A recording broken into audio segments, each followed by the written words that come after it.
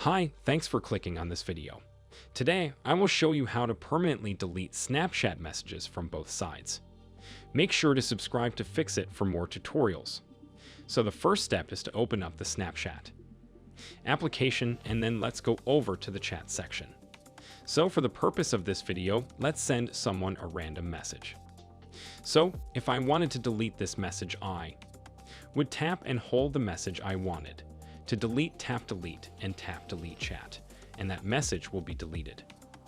So when you delete a message, the message will be removed from the Snapchat server and your friends' devices. But if they have a bad and slow internet connection or an outdated Snapchat app, this might not always work perfectly. Also, when you delete a message, your friends will see that you deleted something. If this tutorial helped you today, make sure to subscribe to fix it. Leave a comment below on what you want to see next.